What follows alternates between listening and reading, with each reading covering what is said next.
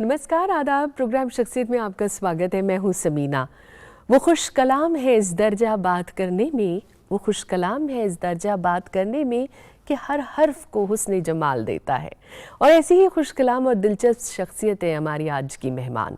कथक को परंपरा के साथ लेकर चलने का अज़्म जिन्होंने बखूबी निभाया और गुरु शिष्य परंपरा की अलंबरदार रहीं, जिन्होंने कथक नृत्य में नित नए आयाम तय किए और अपनी एक बिल्कुल अलग पहचान बनाई और एक मिसाल भी कायम की।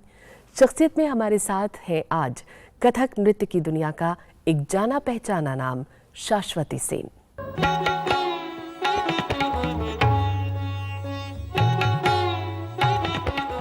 भाव भंगिमाओं का अद्भुत समा, लय ताल का सुंदर संगम, नयनों की भाषा, दिलकश हस्त मुद्राएं, बेहतरीन कथक नृत्यांगना शाश्वती सेन।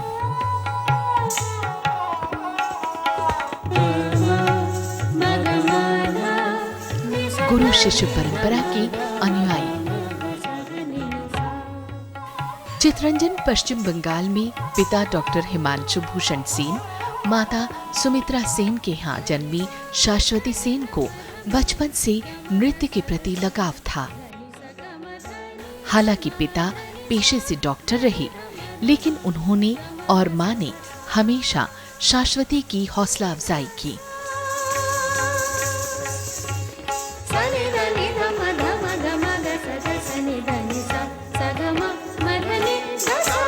नृत्य के प्रति शौक कब जुनून बन गया उन्हें पता ही नहीं चला। दिल्ली कथक केंद्र में रेवा विद्यार्थी के शिष्या बनने से सफर की शुरुआत और फिर बिरजू महाराज के शिष्या बनने का सौभाग्य उनके जीवन की दशा और दिशा ही बदल गया। गुरु की दी शिक्षा को कुछ यूं आत्मसात किया कि गुरु के नृत्य की छवि उनके नृत्य में झलकने लगी और इसके लिए कठोर परिश्रम और समर्पण रहा मूल मंत्र। शाश्वती सेन ने अपनी इस कथक यात्रा में एक से बढ़कर एक परफॉर्मेंसेस दिए। फिर वो कथक नृत्य की यात्रा हो या हो रविन्द्रनाथ टैगोर की कविताएं। সে কথা লজ্জায় বলতে পারিনে, তাই তো তোমায় ডেকেছি সাঙ্গাতনি। আমার শেষ কথাটি বলি তোমার কানে। रोमियो जूलियट की कहानी हो या हो कृष्ण भक्ति की सुनहरी रंग,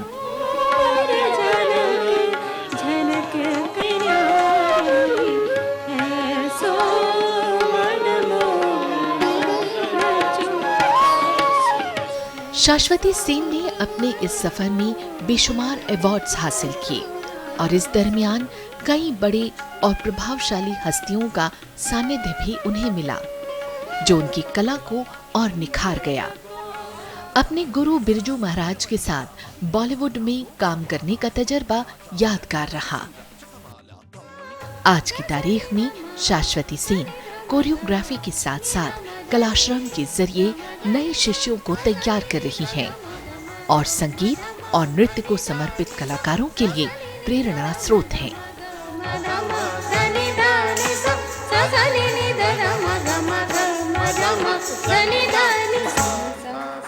बहुत बहुत स्वागत शाश्वती जी प्रोग्राम शख्सियत में आपका। नमस्कार जी। शाश्वती जी, देखा जाए तो एक बहुत लंबा अरसा आपका कथक नृत्य की खिदमत में गुजर गया, लेकिन अगर आपकी फैमिली की बात की जाए तो आपकी फैमिली में ज़्यादातर डॉक्टर्स और लॉयर्स रहे।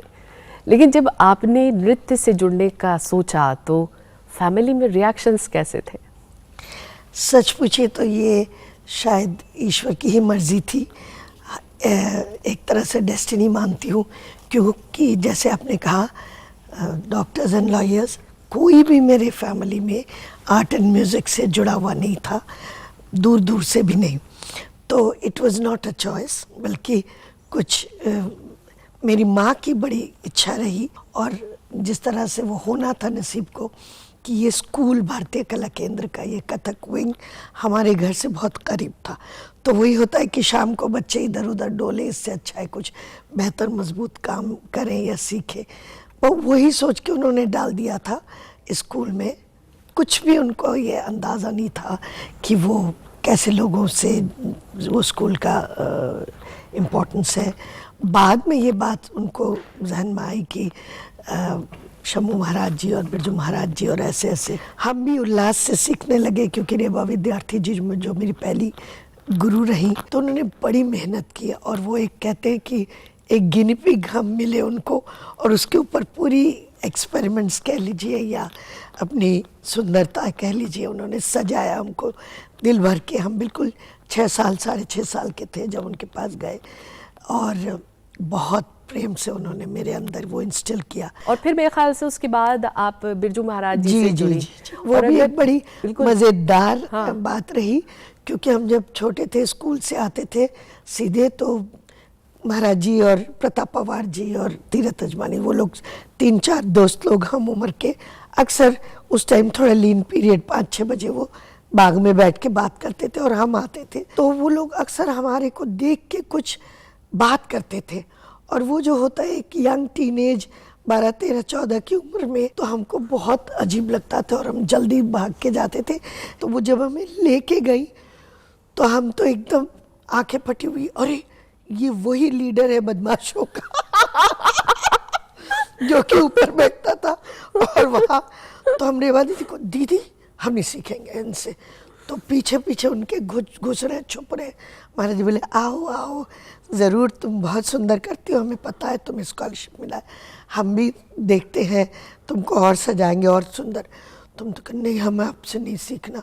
तो रेवा दीदी बोले चुप रहो, नहीं बच्ची है, डरी हुई है आपसे। फिर 2-4 दिन बीते, हमें क्लास में जाना था अकेले, तो हम तो जाके रोने लगे।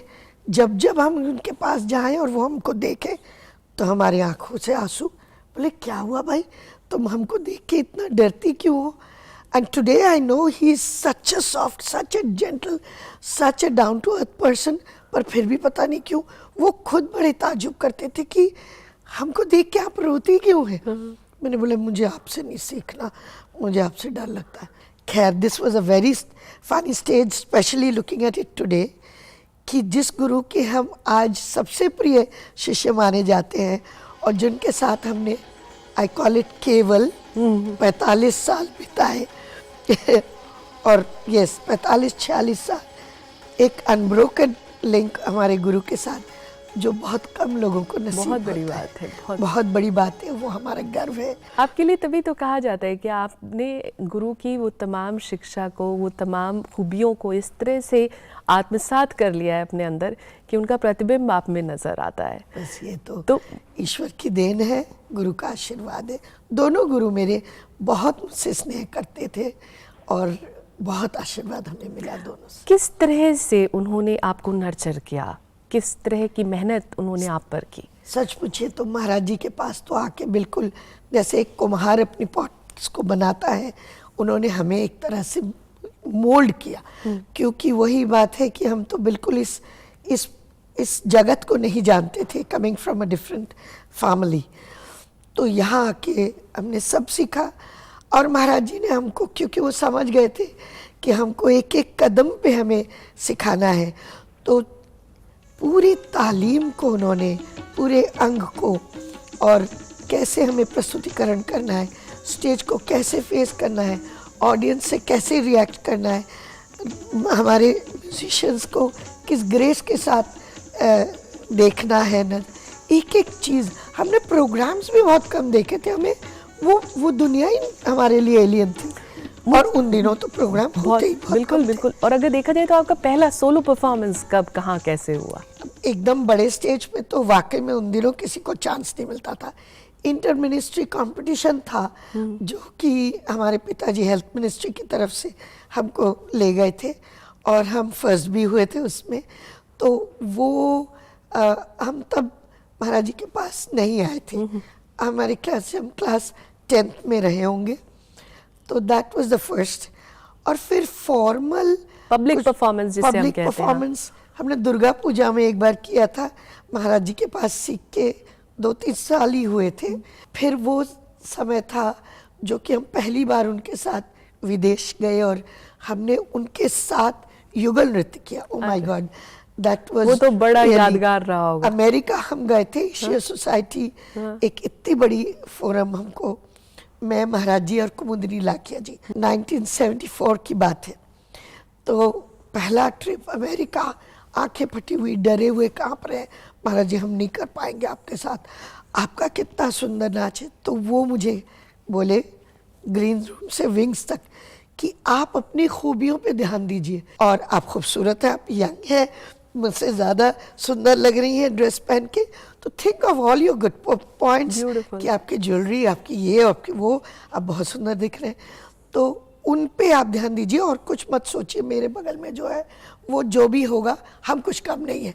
इस अंदाज में आप हमको देखिए, बाद में आप जो भी आपको फीलिंग है गुरु के प्रति, वाकई में वो कहते कहते हम पहली बार विंग्स में डरे ज़रूर, but on stage that helped me. और हम यही सोचते रहे, हो सकता है हम बहुत बोस्टफुल भी लगे होंगे, पर उससे हमें एटलीस्ट एक हौसला बढ़ गया। बिल्कुल, बहुत हौसला बढ़ा। शाश्वती जी, कुछ आपके अपने हैं जिन्होंने अपनी राय का इजहार किया है आपके लिए, और आपके आज तक के सफ़र को उन्होंने बेहद करीब से देखा है, तो आपको दिखाते हैं उनका क्या कहना रहा आपके लिए। ज़रूर, मुझे बहुत अच्छा लगेगा। आइए देखते। आपसे मेरा परिचय पहली बार तब हुआ जब हम कथा केंद्र के इंटरव्यू के लिए तैयारी कर रहे थे। आपने ही हमारी इंटरव्यू की तैयारी कराई थी, एंड ऑफ कोर्स फिर हम इंटरव्यू में सफल रहे और कथा केंद्र में हमें एडमिशन मिला। उन दिनों तभी मैंने एक जूडो चैम्पियनशिप जीती थी, तो महाराज जी चाहते थे मैं थोड़ा जूडो का डेमोन्स्ट्रेशन करूं, और उसके लिए मुझे कोई साथी चाहिए था। तो पूरी क्लास में कोई तैयार नहीं हुआ आने के लिए, सिर्फ आप आई, आपने पार्टिसिपेट किया। तो तभी से ही हमें लगा आप शुरू से ही चैलेंजेस वगैरह लेने में बहुत उत्सुक हैं, बहुत अच्छा लगता है आपको चैलेंज लेना। आपकी एनर्जी लेवल तो अमेजिंग है। आप ऐसे काम करती हैं जो आपसे आधी उम्र के लोग भी उतने नहीं कर पाते हैं। मैं तो चाहूँगी हम आपसे इसी तरह से प्रेरणा पाते रहें और थोड़ा बहुत अभिनय सीख सके। नमस्कार। प्रणाम दीदी। या मैं एक अच्छी कैनेडियन दोस्त की तरह बोलूं तो मैं बोलूं हेलो दीदी, कैसी हैं आप? आपने सेवा कथक की जगत की, लखनऊ घराने की और महाराज जी की है, वो हम सबके लिए एक बहुत बड़ा उदाहरण है। दीदी, आपको शायद याद होगा कि एक बार होली पे हम लोगों ने एक बहुत ज़बरदस्त इम्प्रोवाइजेशन किया था। मेरी एक दोस्त डिस्कवरी चैनल के लिए काम कर रही थी और वो होली के ऊपर बच्चों का नृत्य शूट करना चाह रहे थे। तो हमने तय किया था कि हम कला आश्रम के छोटे छोटे बच्चों को लेकर होली खेलत है गिरधारी पर एक नृत्य सजाएंगे। खूब रंग लाया वो हमारा नृत्य, और वो फिर बाद में डिस्कवरी चैनल में एक बहुत अच्छे प्रोग्राम में दर्शाया भी गया था। आपको मेरे दिल से बहुत बहुत प्यार, बहुत बहुत गुड विशेस कि आप बहुत समय तक इसी तरह से नृत्य के जगत को उज्जवल करती रहें। क्या कहना चाहेंगे? बहुत अच्छा लगा।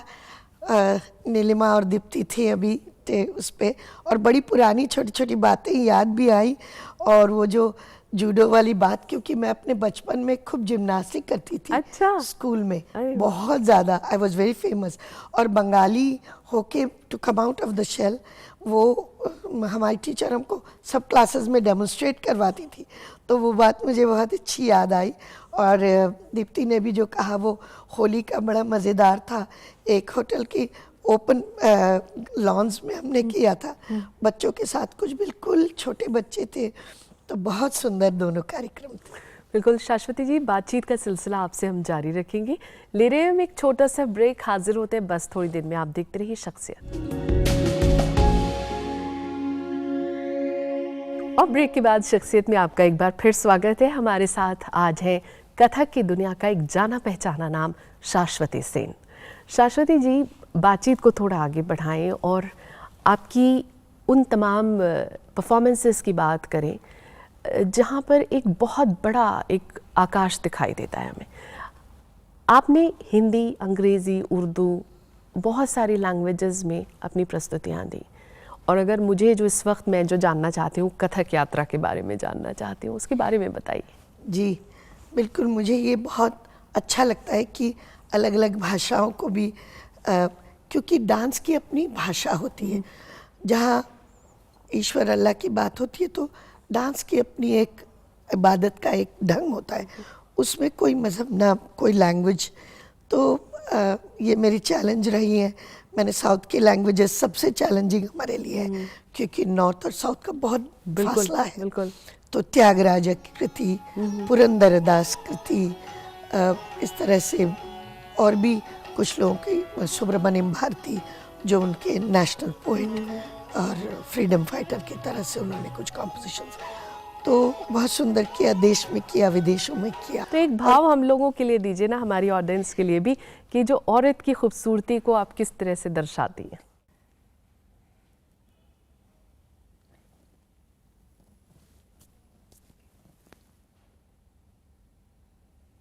इसमें कथक में बड़े सारे अभिनय लिए जाते हैं, जैसे हैरान की, हास्य, करुण, वीर और वात्सल्य, श्रृंगार, वो जो बारीक नाज़ो अदा जिसे हम नाज़ो अदा, वो कथक में तो बहुत ज्यादा एक समय पे था और आज भी है, बल्कि उससे सज के फिल्म्स ने भी उससे बहुत सुंदर अपने अंदाज लिए। तो वो दरबारों तक और फिर उसके आगे भी कथक यात्रा चली, जो आज तक की अथक यात्रा चल रही है, गुरुओं की भी, हम लोगों की भी। और दूसरी तरफ हम पाते हैं शाश्वती जी कि आपने शेक्सपियर की रोमियो जूलियट और वर्ड्सवर्थ की डैफोडिल्स पर भी बहुत सुंदर प्रस्तुतियां दी। जी जी जी, वो भी हमारे लिए एक बहुत सुंदर और बहुत चैलेंजिंग काम रहा। हमने जो जिक्र किया था कि पहली बार हम जब न्यूयॉर्क गए थे, तो ऑलमोस्ट फर्स्ट या सेकंड रात को हमने उसी कार्नेगी हॉल को देखने के बहाने रोमियो जूलियट की प्रेजेंटेशन एक बहुत बड़े ग्रुप के थ्रू देखा। 90s के शुरुआत में हमने कुछ बहुत अच्छा प्रेजेंटेशन देखा है, वही लंदन में। तो हमने सोचा कि हम अगर अपने प्रेजेंटेशन में उसका भी एक हिस्सा पूरी तरह से दिखाएंगे तो शायद एक और एस्पेक्ट आएगा। तो जूलियट हमने प्ले किया और मेरे ख्याल से हम तब जस्ट अबाउट 50 साल के थे। जो एक छोटी सीक्रेट है कि हम इस वर्ष 60 साल के हो गए। जी, लोग बहुत हैरान रहते हैं और हमें बहुत अच्छा लगता है क्या बात ये है। बात शेयर करने में। वैसे शाश्वती जी, आपके तो बहुत सारे परफॉर्मेंसेस रहे, लेकिन एक परफॉर्मेंस हर आदमी की ज़िंदगी का यादगार परफॉर्मेंस होता है। अगर वो पहला परफॉर्मेंस जो बिरजू जी के साथ आपने शेयर किया था स्टेज, उसको छोड़ दें तो उसके बाद कौन सा एक ऐसा परफॉर्मेंस आपको याद पड़ता है जहाँ पर आपको लगा कि बहुत बड़ा चैलेंज आपके सामने था? बहुत बहुत ही अहम एक प्रोग्राम था जो हम अपने अंतिम सांस तक नहीं भूलेंगे, और उसको जिसने देखा वो उस छवि से अपने आप को हटा नहीं पा रहा है। अब हम कितना भी अच्छा बुरा कर लेते हैं, वो उसकी रेफरेंस ज़रूर देते हैं। जीवन पानी जी उन दिनों डायरेक्टर थे कथक केंद्र के, हम वहाँ मुलाजिम थे, और महाराज जी, ये दो हमारे बहुत बड़े मेंटर्स रहे। ऑफ कोर्स मेरे माता पिता भी बहुत बहुत हमको सपोर्ट करते थे, पर जीवनदा ने मुझे उसके थियोरेटिकल एनालिसिस या लिटरेरी कंटेंट में बहुत हेल्प किया। क्या था वो? वो या ही माधव या ही केशव, एक खंडिता नायिका का स्वरूप था, जो एकदम उन्होंने मुझे एक अलग ढंग से समझाया था कि अक्सर लोग शायद उसको बहुत स्ट्रॉन्ग एक गुस्से वाली नायिका दिखाते हैं। आप हम समझते हैं कि इसको मेरे सूझ से करिए तो ज़्यादा अच्छा लगेगा कि वो राधा है और वो कृष्ण में समर्पित है, और वो कृष्ण से दुखी है, नाराज़ है, पर नाराज़ उस तरह का नहीं हो सकता जो एक इंसान की नाराज़गी, एक वो तो उनके लिए भगवान थे। तो प्लीज़ वाली नाराज़गी, अच्छा। कि ऐसे नहीं कि आप निकल जाओ, प्लीज़ आप चले जाइए, कृपया आप चले जाए, मुझे न। और उसमें हमने और भी किया था, तो ये सब, और हमने कुछ नए ताल किए थे। तो वो दूसरे दिन हर न्यूज़पेपर में, इंक्लूडिंग शांता सरबजीत जी और जो लोग आज भी लिखते हैं, हर अखबार में तस्वीरों के साथ मैं ओवरनाइट फेमस हो गई थी उस IAC के कार्यक्रम से। ब्यूटीफुल। शाश्वती जी, कुछ और आपके अपने हैं जिन्होंने अपनी राय का इजहार किया है, आपको दिखाते हैं उनका क्या कहना रहा। आइए देखते हैं। दीदी, शाश्वती दीदी को मेरा प्रणाम। एक बार ऐसा है, आपको शायद याद नहीं है, मुझे याद है, मेरे माता जी बहुत बीमार हो गए थे। मैं बाहर से आया था, मैं हॉस्टल में रहता था, 400 रुपीज़ स्कॉलरशिप मिलता था, बहुत ज़्यादा पैसा भी नहीं था। तो घर हॉस्टल के कुछ बच्चों ने कुछ पैसा कलेक्ट करके उसी दिन एक टिकट खरीदा था फ़्लाइट का, जो मुझे चले जाओ। उसी रात को दीदी को पता लगा, उसी रात को घर से आके बोले ये बच्चों का पैसा दे दो। दीदी किस लिए है, दीदी को बोल नहीं सकते हो। आके मेरा हाथ में शायद 5000 रुपया हाथ में देके बोला अब भी चले जाओ, इसी वक्त लो और जाओ। और मैं कलकत्ता पहुँचे, मम्मी से मिले, मेरा सारे कुछ आसान हो गया। मेरा यही आपसे प्रार्थना है, हमें आशीर्वाद करिए, कला के क्षेत्र में हम लोग काम करते रहें, आपसे इंस्पिरेशन मिलते रहे। प्रणाम दीदी, चरण स्पर्श करती हूँ। मुझे आज भी याद है, मेरी मदर मुझे क्लासिकल प्रोग्राम्स एंड शोज़ में ले जाया करती थी। It is then that I got a chance to see Shashwati didi performing an ekanki on Pannadhai. मुझे आज भी याद है जब मैंने अपने आसपास देखा, all the audience was in pin drop silence and even some of them were even crying. दीदी, भगवान से बस यही प्रार्थना है कि आप हमें हमेशा इसी तरह सिखाती रहे, प्यार करती रहे, हम भी आपसे सीखते रहे। बट इसी बात का हमें दुख रहता है कि हम कभी आपका एनर्जी लेवल उस तरीके से मैच नहीं कर पाते। Otherwise I pray to God that he keeps your drive intact, और आपकी, महाराज जी की, सभी की कृपा हमें मिलती रहे। भगवान से यही प्रार्थना है। हाय दीदी।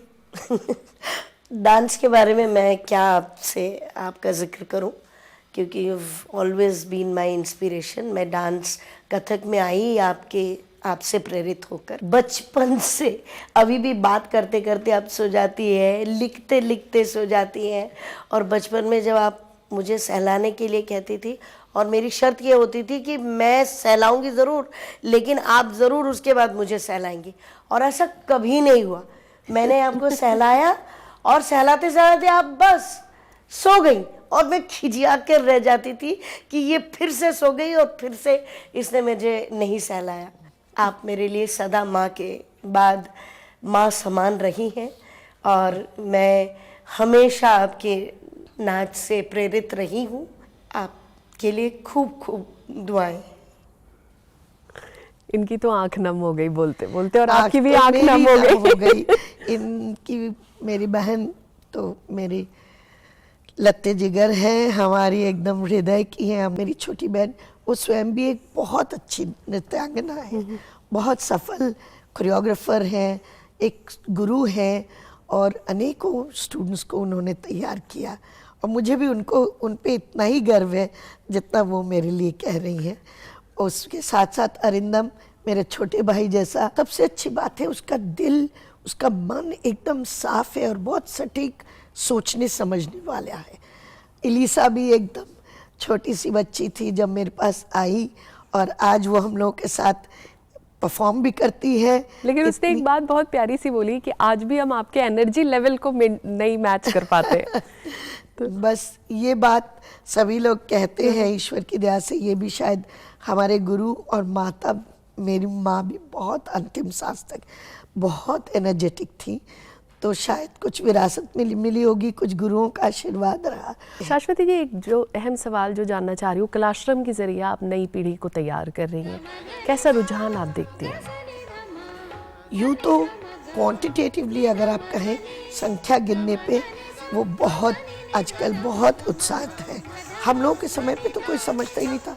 हम स्कूल कॉलेज में थे, हमारे कॉलेज फ्रेंड्स कहते थे क्या रोज थू था करने जाती है, बोर नहीं हो जाती, ये सोच थी। और आज मतलब हम एंट्री रोक दिए हैं क्योंकि हमारे पास जगह की असुविधा है, और फिर भी लोग, इवन बड़े उम्रों के लोग भी आते हैं, तो रुझान तो बहुत बड़ी है।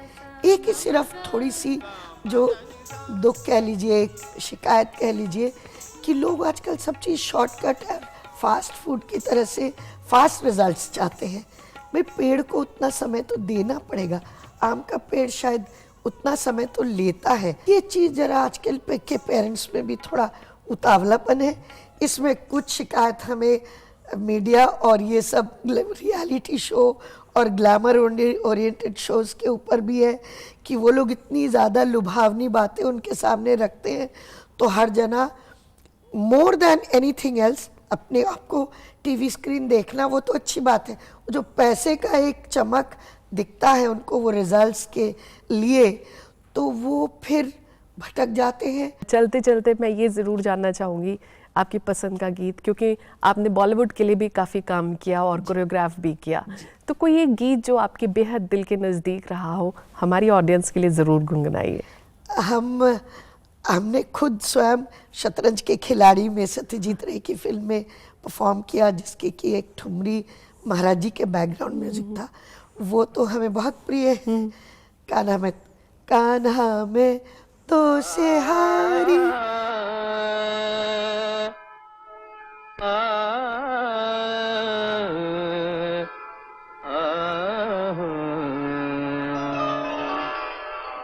कान्हा में तो से हारे छोड़ो हरी, कान्हा में तो सहारे छोड़ो हरी, कान्हा में तो सहारी छोड़ो हरी।